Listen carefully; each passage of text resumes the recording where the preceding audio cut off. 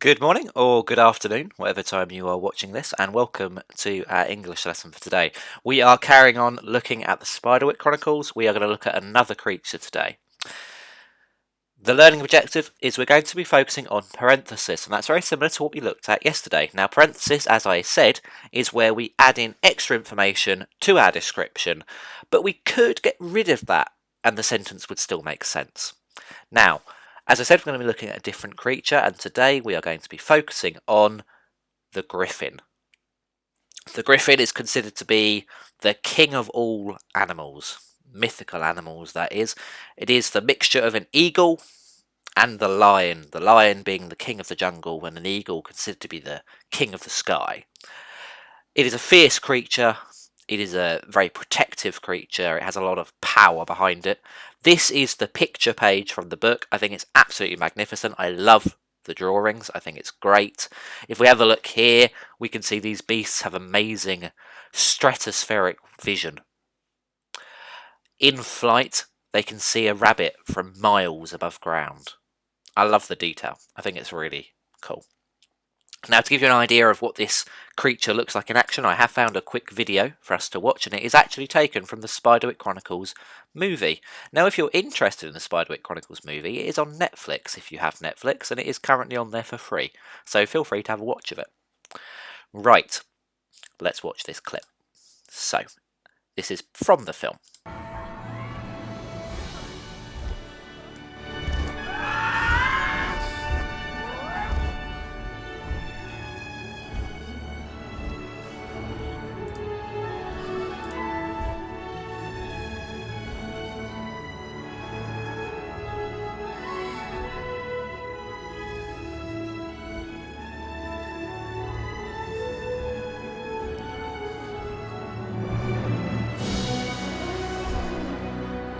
As you can see, it's a powerful creature, taking flight, carrying all those children on it.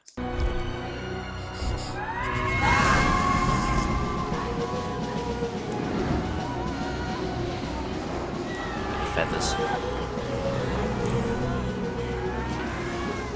Look how fast it can fly.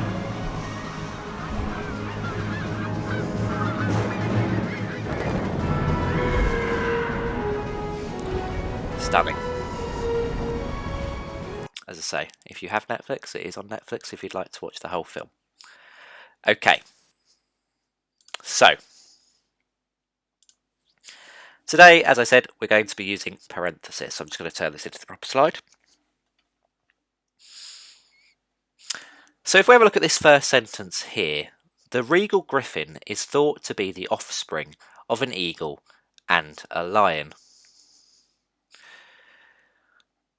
Now that sentence there is just a simple sentence. Okay, there's no extra information in there. It just tells us something. It tells us that it's the offspring of an eagle and a lion. Now what do you notice? What's changed? Well, let's read the next sentence. The regal griffin, also spelled griffin, is thought to be the offspring of an eagle, king of the air, and a lion, king of all beasts. So what do you notice that I've put into there that is different from before? Well, hopefully you've noticed that I've added in there 3 bits of parenthesis. Now, we can spot parenthesis because parenthesis will always have brackets, commas, or dashes around it. Sort of separates it from the rest of it. So the first bit of parenthesis we have is here. The regal griffin, also spelled griffin, is thought to be the offspring. Now the test for parenthesis, like the test for a subordinate clause, because they're basically the same, is whether we can get rid of it and the sentence will still make sense. So let's try it. The regal griffin is thought to be the offspring of an, that still makes sense. That's absolutely fine. Now, as I said, parenthesis, we can either have brackets on either side of it, we can have commas on either side of it, or dashes on either side of it. Most often, you see brackets. And that's kind of what I would expect you to be using.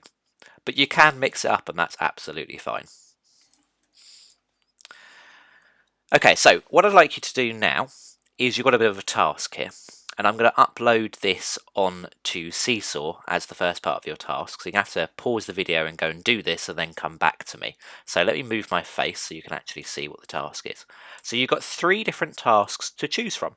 You can either read through the paragraph and underline anything that provides extra detail, so that's the parenthesis. Level 2 is to underline all of the adjectives. Okay, adjectives, remember, are describing words, and then see what you notice. Then level 3 is there are 2 grammatical mistakes in the text. Can you find them? Tell me what they should be and why. So that's the first part of the task. Pause the video now, go on to Seesaw, complete that. You can use the underlining tool to help you, and then if you need to type an answer, you can do that onto the side. Okay, go through that, do that now, then come back to me. Okay, and you're back. So I'm going to move me back up here for a second. Out of the way. Now, the first thing we're going to be looking at here is level 1 was to read through and underline anything that gives us extra detail. So the griffin, a predator of the highest quality. Well, that bit there is extra detail. So you should have underlined, oh, blimey, I need to turn the pen slightly.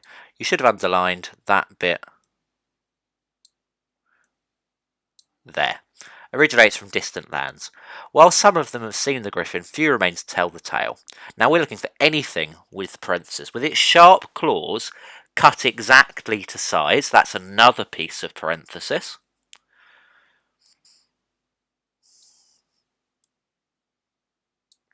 The griffin can slice through metal with a flick. Upon meeting the griffin, not a nice experience. Now, not a nice experience is parenthesis. But there's something wrong there. What have I forgot to include? Well, it should have a comma at the beginning, because it's got a comma at the end. Meeting the griffin, not a nice experience. It is essential to show it respect. Failure to do this will almost certainly result in enraging the beast. If this does happen to you, I suggest you run very fast and extremely far. Now, the second mistake is there should be a comma here, because this is a fronted adverbial or a subordinate clause, which we looked at yesterday. If this does happen to you, comma, I suggest you run very fast and extremely far. Okay, now if you did level 2, the adjectives, most of the adjectives were within the parenthesis.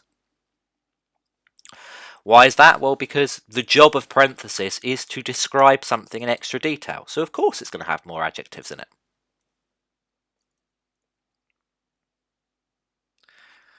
Okay, now if we just go back to this for a second, you can see that, as I said, parenthesis can be inside brackets, but it can also be with commas, and we could have even had dashes in there, and that would have been absolutely fine. It really doesn't matter.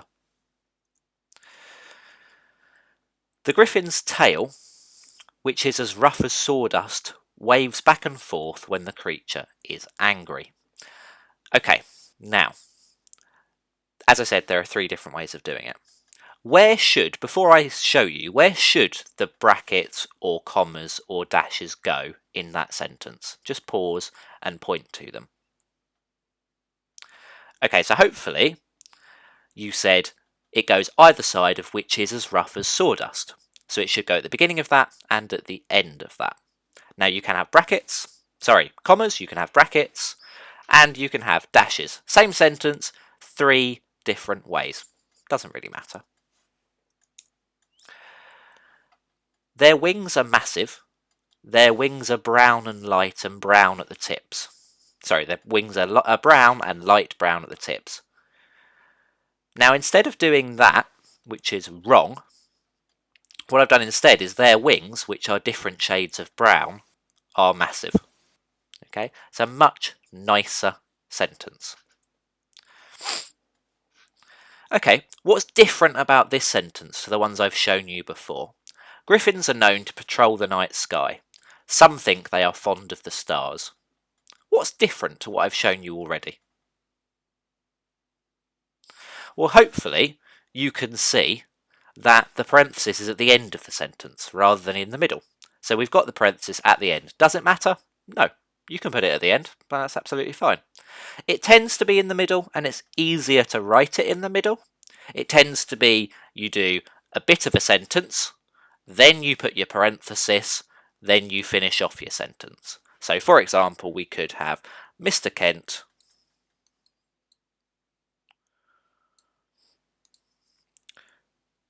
who loves coffee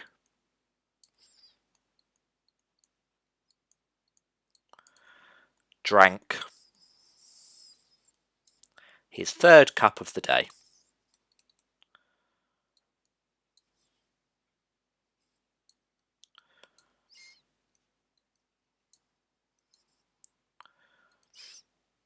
Now that's absolutely fine. I've got the parentheses in the middle there. Mr. Kent, who loves coffee, drank his third cup of the day. However, we could have had that at the end. The parenthesis can go at the end and it still makes sense.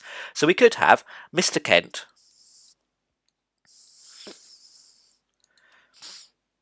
drank his third cup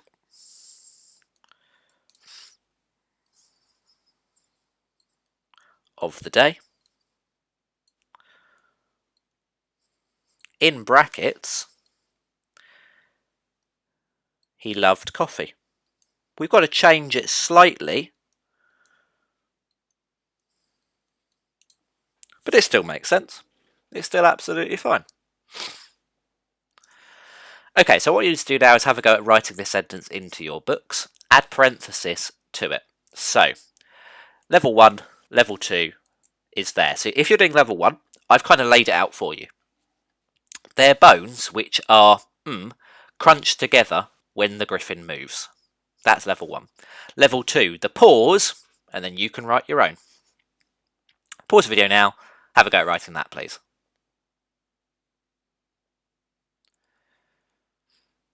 Okay, so if you were doing level 1, you could have had their bones, which are, I don't know. You could have something as easy as strong, and that would work fine. Their bones, which are strong, crunch together when the griffins move. The paws, comma, which are as large as, I'm trying to think what would be as large as a, what could I have? I'm going to say a mat, but I'm sure you can think of better. Which are as large as a mat, pressed down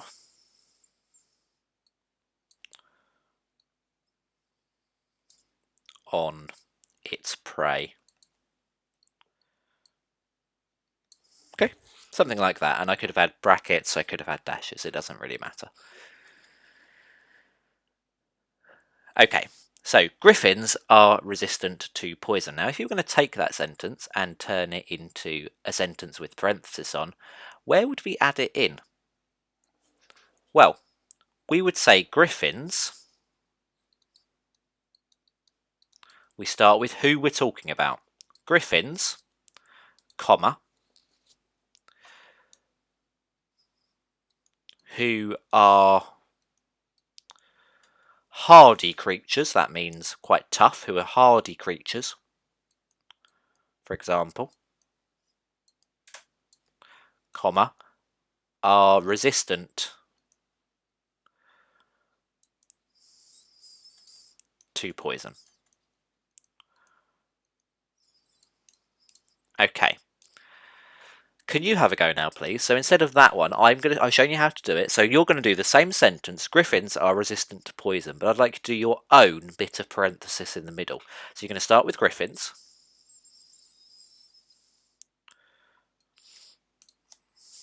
Comma, comma, are resistant to poison. You're going to fill in the middle bit, please.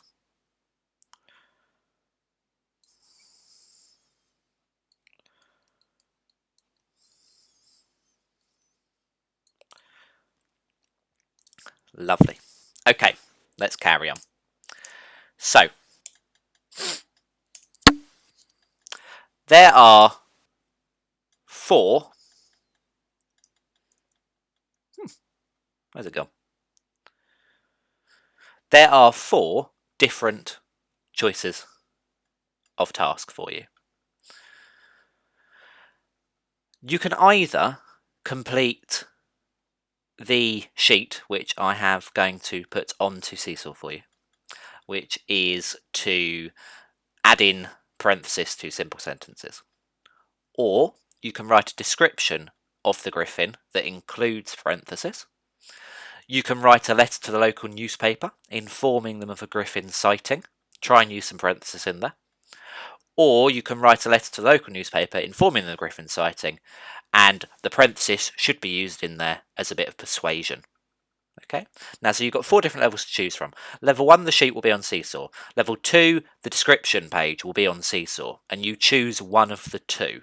Okay, so all 4 activities will be on Seesaw, but it is of course up to you which one you choose to do. You don't need to do all 4 of them. Alright.